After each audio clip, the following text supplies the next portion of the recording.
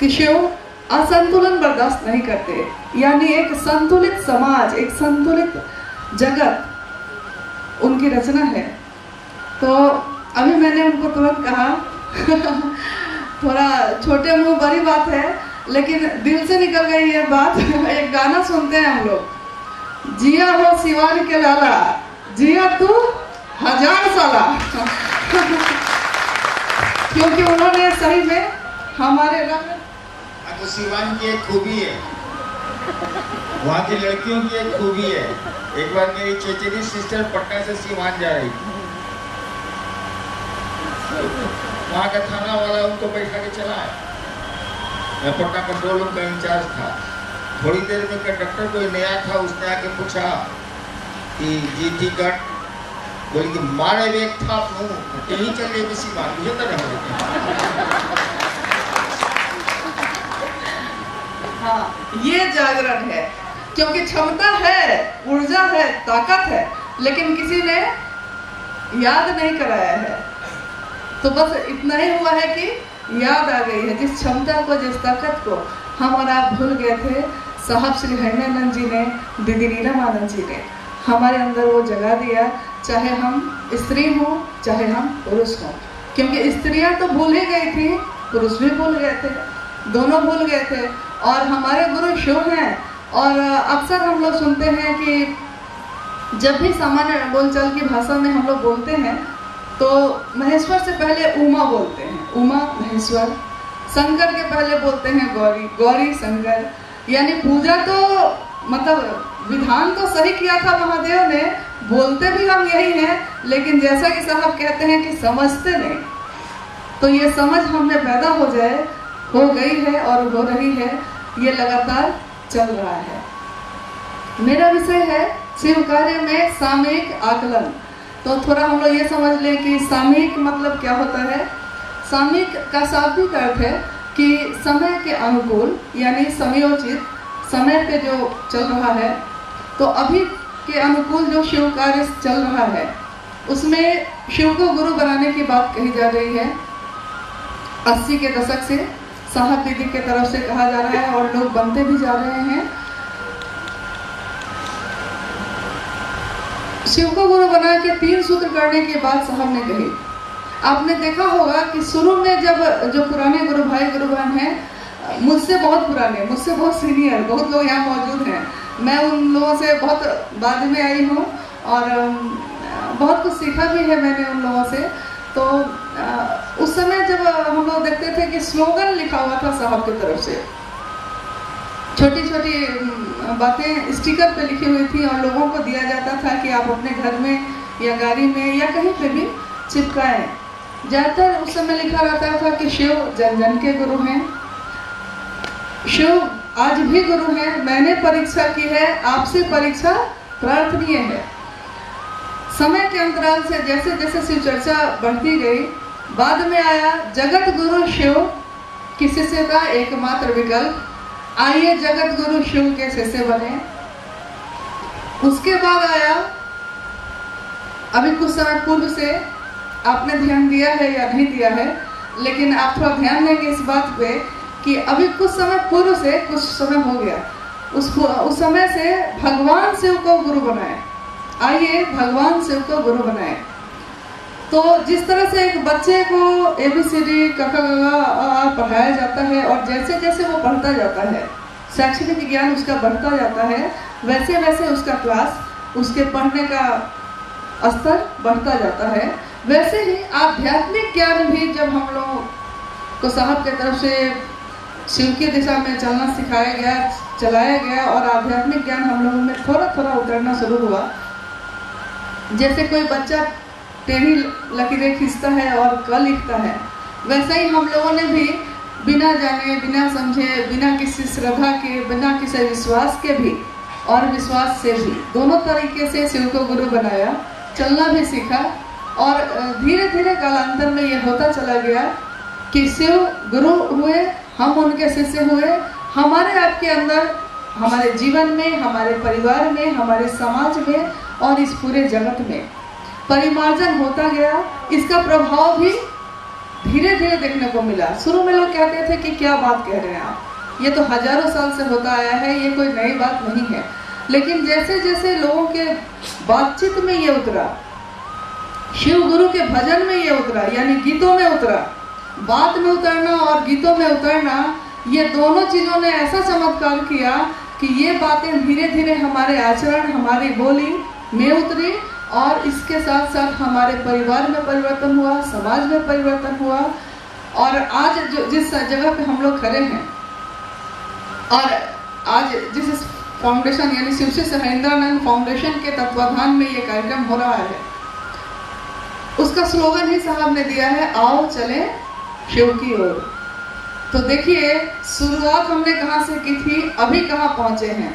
यानी बहुत पहले साहब ने एक बात कही थी और अक्सर वो अपनी चर्चाओं में कहते थे कि मैं हूँ सजनी मील का पत्थर, मैं हूँ सजनी, माखनलाल चतुर्वेदी जी की लाइन है ये, मैं हूँ सजनी मील का पत्थर, अंक पर हो चुपचाप पधारो, मत आरोपो अपनेपन को, मत मुझ पर देवत्व उतारो। ये हमेशा वो कहते थे। इसका अर्थ क्या होता है, मैं हूँ सजनी मील का पत्थर, यानी ऐसा माइलस्टोन जो सड़क के किनारे पत्थर पे पत्थर लगा रहता है और उस पर लिखा रहता है कि कितनी यात्रा आपने कर ली, कितनी यात्रा बाकी है। यानी अगर रांची आप आ रहे हैं तो 50 किलोमीटर रांची अभी बाकी है, दूर है, थोड़ा और इधर आए तो 40 किलोमीटर, 10 किलोमीटर, 5 किलोमीटर और आखिर आप जीरो पे आ गए, यानी कि पहुंच गए। तो ये माइलस्टोन यानी कि शिव की दिशा में चलने में जो रास्ता है, उस पे उन्होंने कहा कि मैं वो माइलस्टोन हूँ जो ये बताता है कि आपने कितनी यात्रा तय की है। मत आरोपो अपनेपन को, यानी कि हम लोग जो उनको बहुत पकड़ते हैं ना, तो इससे वो बहुत खुश होते हैं ऐसा नहीं है, उल्टे वो दुखी होते हैं। क्योंकि वो अक्सर कहते हैं कि मैंने कहा कि शिव गुरु है उनको पकड़ो, यानी मैं जिसको प्रेम करता हूँ, मैं जिसके वश में हूँ, आप भी उसके ही वश में होइए। लेकिन हम लोग क्या करते हैं कि थोड़ा सा यहाँ आके मतलब दुविधा में पड़ जाते हैं कि महादेव दिखाई देते नहीं है, साहब दिखाई देते हैं। अभी लवली ने कहा कि तो एक ही बात है, कोई अंतर नहीं है। सही बात है, क्योंकि एहसास उन्होंने ही किया रहा था, महादेव दिखते नहीं है। एहसास पहले भी था लेकिन इतना कम था कि उसका प्रभाव हमारे जीवन में नहीं था। लेकिन ये एहसास जो उन्होंने करा दिया, इसका प्रभाव यानी कि पल प्रतिपल जब धड़कन के साथ नाम गूंजता है तो वो शिव का गूंजता है। और इसमें पूरा श्रेय साहब को जाता है, ये कहने की जरूरत नहीं।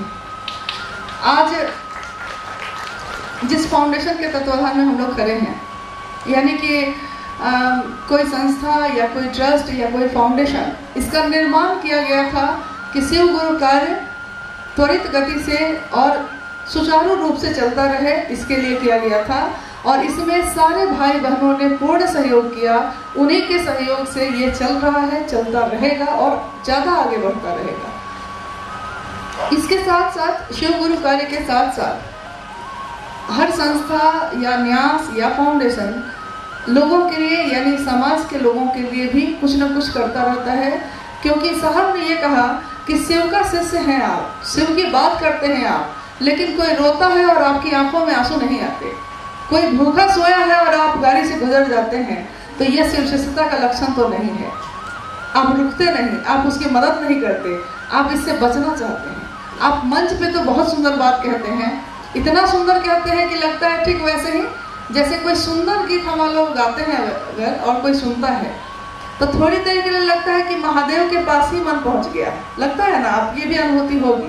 कोई बढ़िया भजन अगर कोई गा दे तो थोड़ी देर के लिए लगता है कि पूरी तरह हम लोग महादेव के पास ही पहुंच गए हैं, लेकिन उधर भजन खत्म और इधर मन भी खत्म। तो ऐसा ही कहीं शिव शिष्यों के साथ भी नहीं हो जाए, क्योंकि अगर मैकेनिकल हम हो जाएंगे, अगर हम एक इंजन की तरह काम करने लगेंगे, अगर एक मशीन की तरह तीनों सूत्र करने लगेंगे, तो इसका प्रभाव हमारे जीवन में उतरेगा, इसमें संशय है। इसके लिए तो दिल से भाव से ही काम लेना होगा। और इधर हाल के दिनों में मेरा निवेदन होगा साहब से कि जब वो हम लोग को संबोधित करने आए तो कल उन्होंने एक बहुत ही सुंदर बात हम लोग को समझाई, जो 90 के दशक में ही उन्होंने शिष्यानुभूति में लिखी थी, लेकिन हम लोग पढ़ते हैं सारे लोग शिष्यानुभूति की उन लाइनों का आज के समय में क्या उपयोग है ये अब समझ में आ रहा है। क्योंकि जिस तरह से शुरू में जो स्लोगन दिए गए और धीरे धीरे वो आओ चले शिव की ओर तक पहुंचा है, वैसे ही सबसे शुरू में छोटे छोटे कार्यक्रम किए गए, लोगों से बात की गई, लोगों को जोड़ा गया। पहला महोत्सव 13 लोगों के साथ शुरू किया गया और लाखों करोड़ों की संख्या में लोग आज मौजूद हैं। प्रतिदिन लगभग लाख से ऊपर लोग शिव से बन रहे हैं, क्योंकि अब क्या हुआ है कि अभी के समय में कुछ समय पूर्व से फटाफट सेशन साहब ने लागू किया। और ये क्यों लागू हुआ, उस समय लोगों को लगा कि क्या लोग ऐसा करेंगे, कुछ नियम भी साहब ने अपने ऊपर लगा लिए कि अगर आप इतना करके आएंगे तभी हमसे मिल सकते हैं। तो कुछ लोगों ने इस पे भी बातचीत किया, कहा कि ये तो साहब ने कहा था कोई नियम नहीं लगता शिव शिष्य पे। तो साहब ने कहा कि मैंने शिव गुरु और आपके संबंध में कोई नियम नहीं लगाया है, लेकिन मैं अपने और आपके बीच में नियम लगा सकता हूँ, इसके लिए मैं स्वतंत्र हूँ। इसका आज परिणाम ये आया है कि हमारे आपके अंदर धीरे धीरे मानसिक रूप से कुछ ऐसी बीमारियां घेर लेती हैं जो उस समय हमको पता नहीं चलती। उस समय पता नहीं चलता क्योंकि हम खुद को नहीं देख पाते कि हम क्या कर रहे हैं, सही कर रहे हैं कि गलत कर रहे हैं। तो धीरे धीरे बहुत सारे लोग, कोई भजनिया हुआ, कोई कीर्तनिया हुआ, कोई ढोल बजाने लगा, कोई बढ़िया बढ़िया चर्चा करने लगा। चर्चा में ये दीदी नहीं आएंगी तो कार्यक्रम शुरू नहीं होगा, ये भैया नहीं आएंगे तो साप्ताहिक चर्चा शुरू नहीं होगी। इस तरह की बीमारियां हम लोग के मन में धीरे धीरे घर करने लगी। कुछ पैसे का भी व्यापार हो गया, कुछ लोगों का भी व्यापार हो गया, कहीं दबंगई हो गई, कहीं लोग निरीह हो गए, इस तरह से भी हुआ। तो लंबे समय से साहब के पास इस तरह की सूचना आती रही और लोग उनसे निवेदन करते रहे कि इसको आप ठीक नहीं कर रहे हैं, आप देख नहीं रहे हैं। मेरा अपना अनुभव है कि हम लोग कैसे इस बात को भूल जाते हैं, उसमें मैं भी शामिल हूँ। मैंने भी उनको बहुत बार कहा कि ऐसा हुआ वहाँ, वैसा हुआ वहाँ, लेकिन समय के साथ साथ धीरे धीरे मन किस तरह समझता है ये मैंने खुद अनुभव किया। क्योंकि जिस व्यक्ति ने, जो साधारण दिखते तो हैं, साधारण है नहीं, जिसकी बोली से कि शिव गुरु हैं, आप उनके से हो सकते हैं, आज करोड़ों लोग अपलावित हैं, उनको हम लोग कोई समझ दे देंगे, सुझाव दे देंगे, ये तो बहुत बड़ी मूर्खता की बात है हम लोगों के लिए।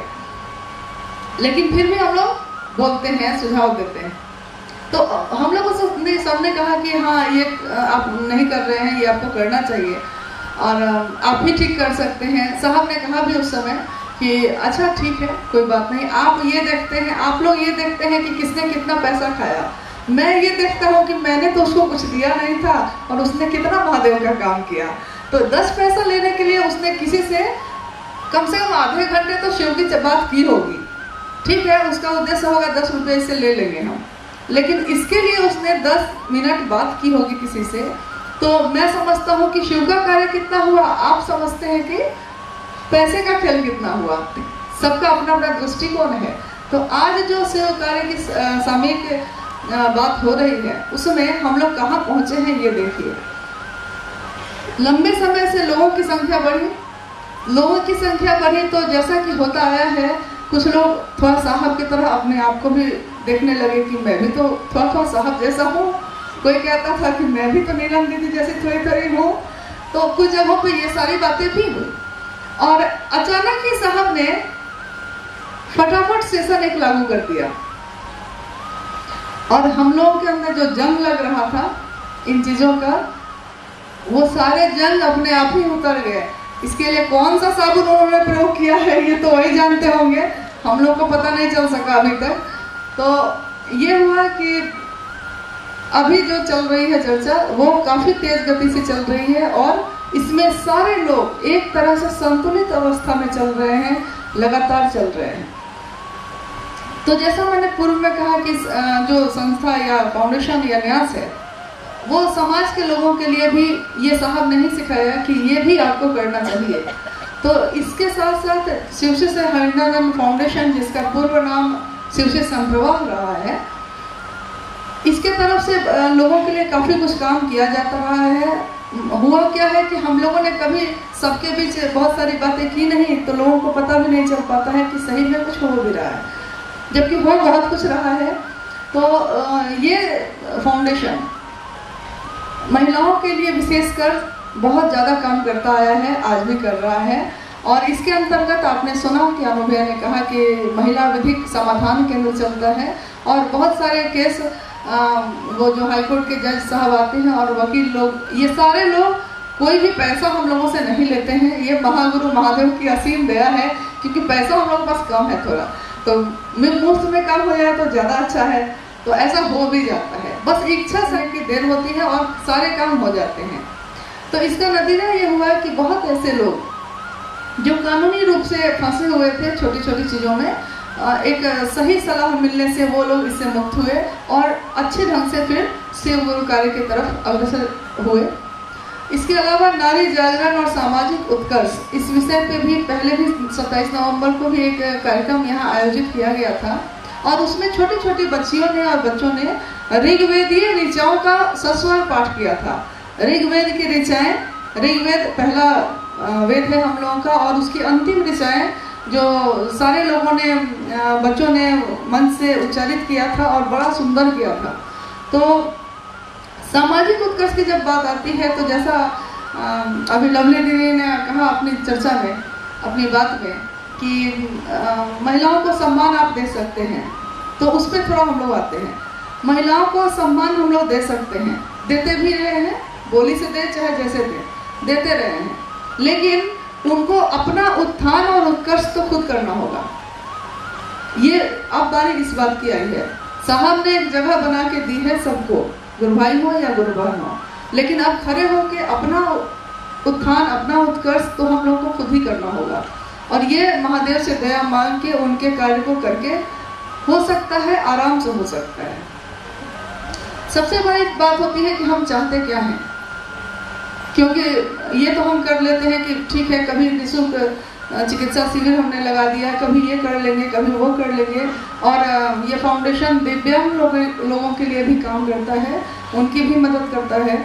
तो ये सारे काम तो हो रहे हैं, लेकिन एक पंक्ति मैंने सुनी थी बहुत दिन पूर्व, और ये पंक्ति बड़ी अच्छी लगी थी उस समय, कि खम ठोक ठेलता है जब नर, खम ठोक ठेलता है जब नर, पर्वत के जाते पांव उखर, मानव जब जोड़ लगाता है, मानव एक सामान्य मानव जब जोड़ लगाता है, पत्थर पानी बन जाता है।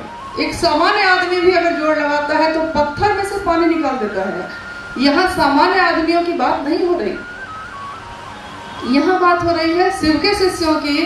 तो सोचिए, एक सामान्य मानव की बात जब हुई, तो मानव जब जोड़ लगाता है पत्थर पानी बन जाता है।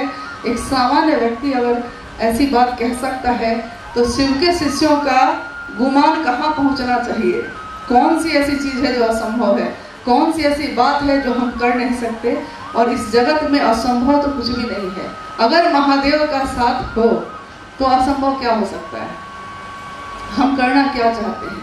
तो मेरा निवेदन ये है कि आज जहाँ पे पहुँचे हैं हम लोग, अब कितनी यात्रा हम लोग की बाकी है ये हम नहीं जानते। ये तो वही जानते हैं जिन्होंने कहा है कि मैं तुम्हारा मील का पत्थर हूँ।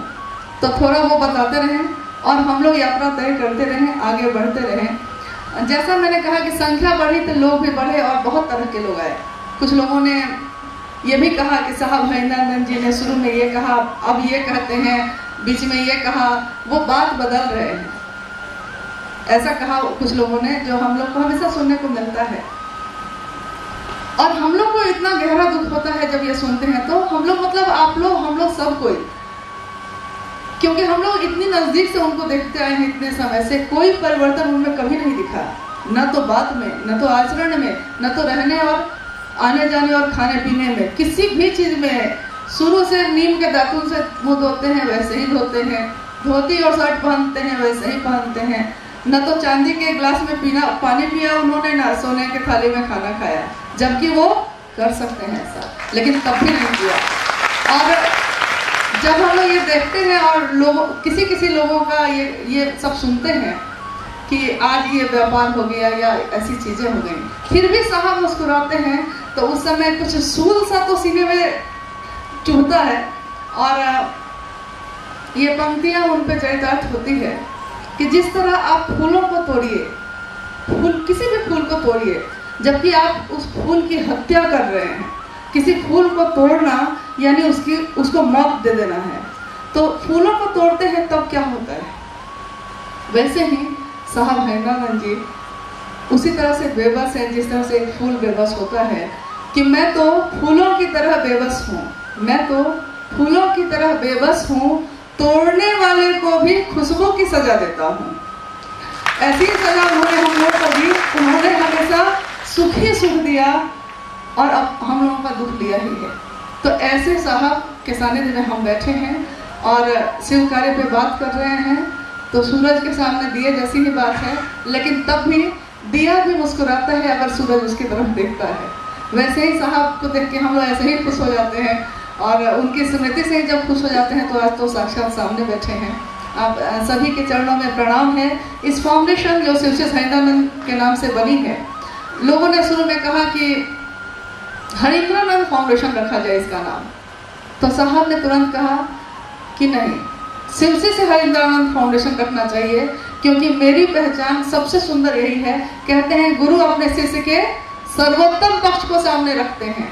तो हरिंद्रानंद एक व्यक्ति है जिनका सर्वोत्तम पक्ष है शिव का शिष्य होना। उन्होंने कहा कि शिवसी से हरिंद्रानंद फाउंडेशन जो शिव शिष्यों के लिए काम करेगा, शिव शिष्यों के द्वारा संचालित होगा और ऐसा देखने को मिल भी रहा है। हम लोगों की हार्दिक शुभकामनाएं हैं इस फाउंडेशन को और हम लोगों से जो भी हो सकेगा इसके द्वारा महादेव का काम आगे बढ़ाने की दिशा में हम लोग मिलके चलेंगे, एक दूसरे का साथ देंगे। आप सभी को